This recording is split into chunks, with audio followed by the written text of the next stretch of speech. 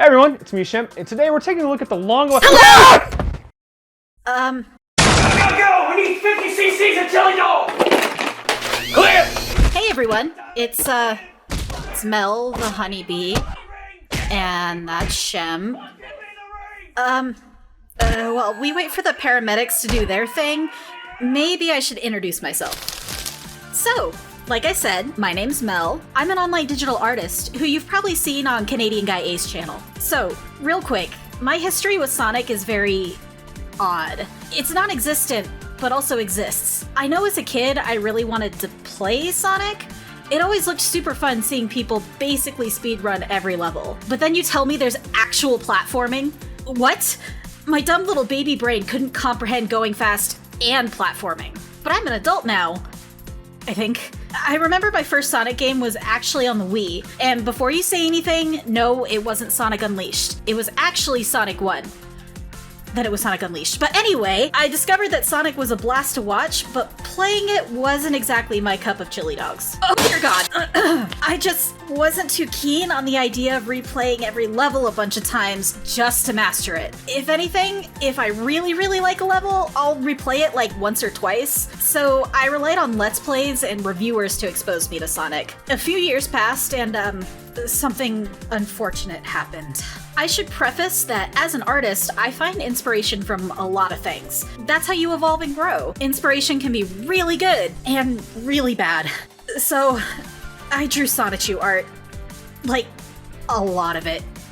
And I could not stop. I was so in love with Sonic art that I adored the idea of drawing poorly designed characters into something actually legible. But, you know, it's kind of weird in that area of the internet, and I think I'd much rather just stick to better characters. Nowadays, I'm focusing more on better inspiration, like the IDW comics. I love those covers. They really helped me learn to adapt my style. Skip to today, and Shemp really taught me how to approach and appreciate Sonic in ways that I had never considered. Heck, he actually got me to play Sonic Generations, and I'm really enjoying it. Speaking of, Shemp?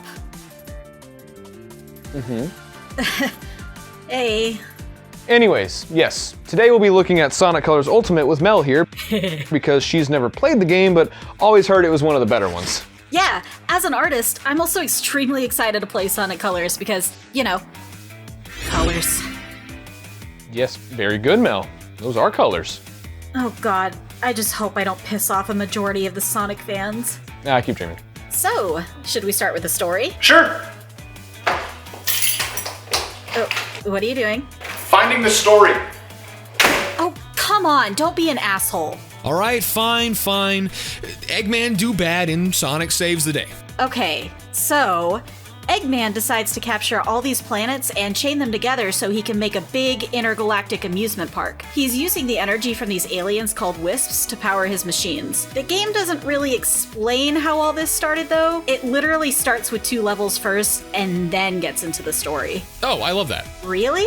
Yeah, it's very classic Sonic, where instead of building up all this story for something that ultimately doesn't matter, it just throws you right into the gameplay, which helps set the pace of the game. To me, it's like saying, you bought Sonic, so play some Sonic. Oh, well, I'm kind of the opposite. I really wish they started the story first before throwing me into the gameplay. I want some world building. If you're wanting story, you should really play Unleashed then. Well, I have colors, so hush. This really isn't the game you want to play for the story. It is beyond cheesy, and the writing is really hard for me to sit through. Wouldn't you agree? Who they call Baldy Nosehair. Baldy Nosehair!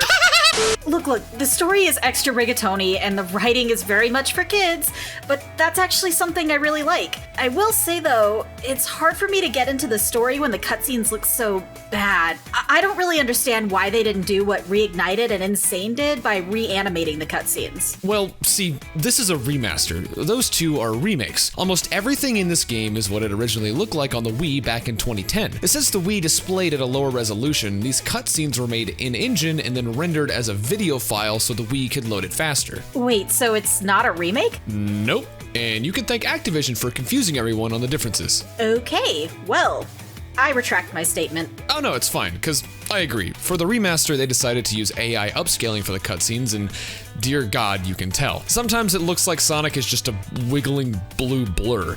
Asking them to reanimate these cutscenes might seem like a tall order, but this still looks pretty bad.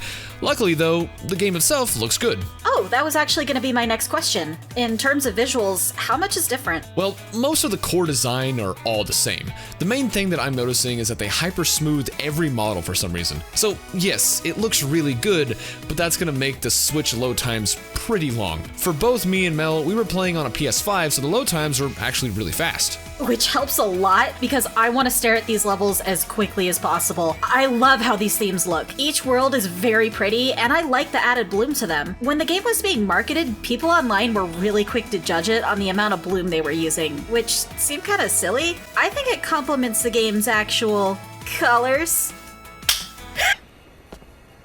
Experience has taught me to investigate anything that glows. That's literally everything! Oh yeah, the nitpicking with this game before launch was pretty bad.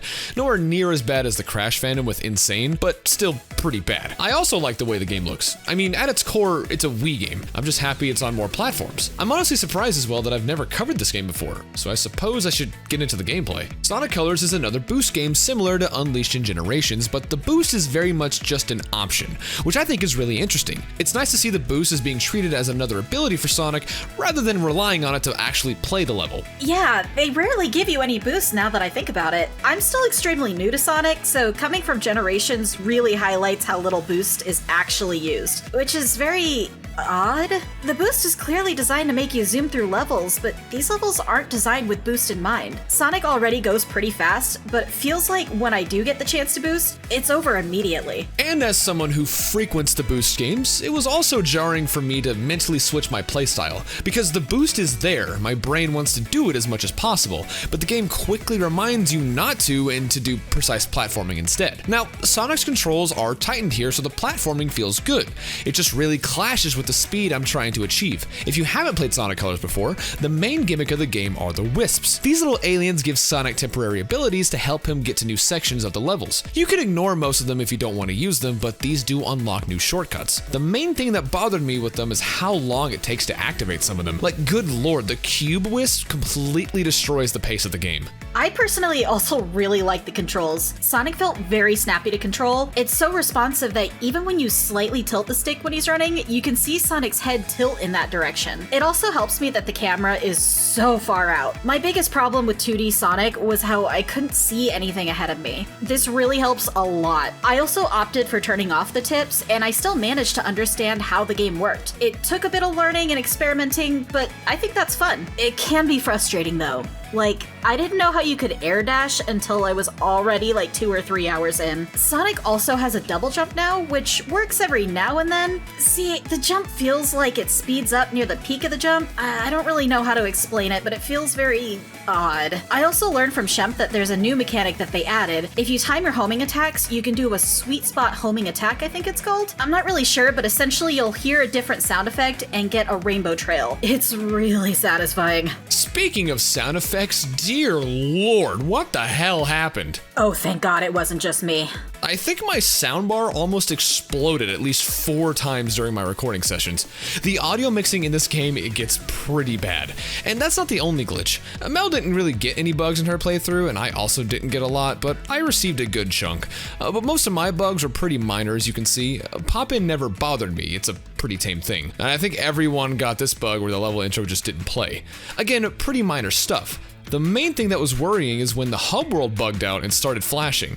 I'm not epileptic, but it still hurt to see. Speaking of epilepsy, let's talk about that seizure glitch that was going around. So if you haven't seen it, there was a video posted on Twitter about the game suffering from a horrible glitch that would definitely trigger some seizures in certain people. It was later confirmed to be caused by the game running on an emulator, not actual hardware. Oh, and when I said I didn't experience any bugs, that's only because I don't really know what's a glitch and what's regular Sonic gameplay. Then, there was proof of something similar to it happening on real Switch hardware. And while yes, we can confirm that this actually happens. It's not something that just happens randomly or by accident like people are making it out online. You actually have to do a specific list of instructions in order to activate it, and even then it deactivates pretty quickly. This is still really bad that it's in the game because obviously we don't want to risk seizures in anyone, but it's pretty hard to get these results by accident. Sega and Blind Squirrel Games are already working on a patch to address this specific issue. Hell, it'll probably already be out by the time it's out. In the meantime, I just remembered that I actually have a question. Are the bosses supposed to be hard? Oh, no, they're piss easy. Oh, okay, cool, because I beat the first one in literally 2 hits. Yeah, that's normal. Every boss in this game is pathetically easy, honestly. But it's fine since they're very much not a main part of the game.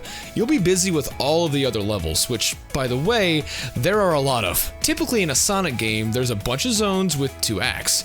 This game has like 8 acts. It is kind of a cop-out though, because they aren't really all full acts. The first 2 are usually actual levels, and the rest of them are just mini levels with specific challenges. I personally didn't mind this because all of the wisps really encourage replayability. While you progress through the game, you'll unlock more wisps to use in previous levels. I love that. I personally am not a huge fan of how these levels are designed though.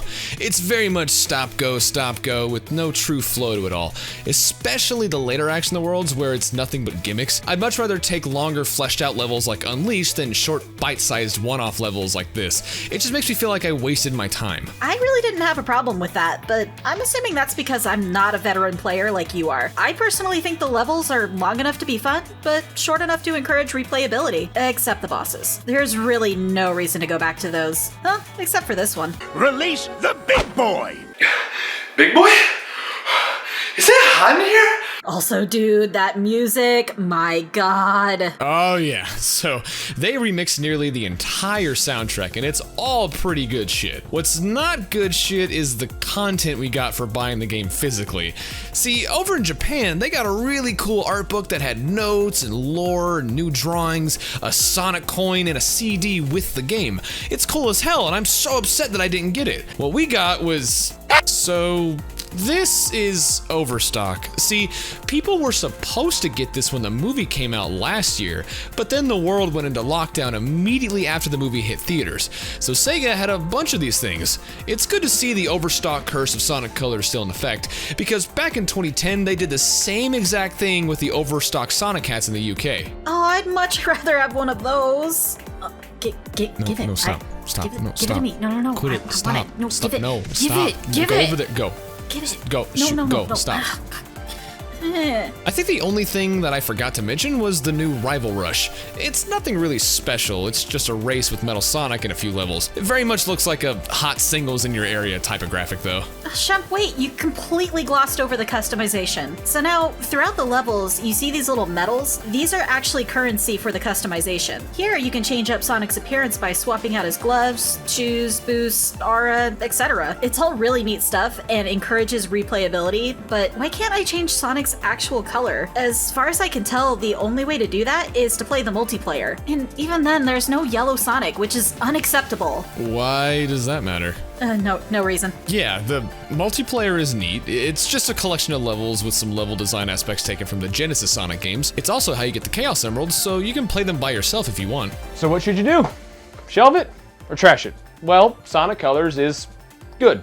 It's not my favorite, it's just very decent. I think of this game like I think of most shonen animes. It's good. Just good. I'm mainly just happy to have a full Sonic game under my belt. I really enjoyed my time playing it, all the way from the Super Cheese story to the bright and vibrant levels. Even though there were a lot of moments where I was confused if things were supposed to be happening like that, I still caught on pretty quickly and enjoyed the rest of my time. With all that said, shelve it.